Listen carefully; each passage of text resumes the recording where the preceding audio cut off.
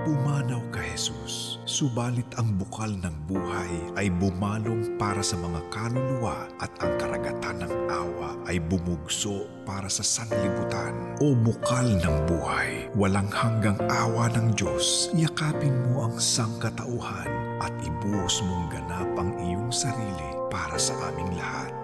O banal na dugo at tubig na dumaloy mula sa puso ni Jesus bilang bukal ng awa para sa aming lahat, ako ay nananalig sa iyo.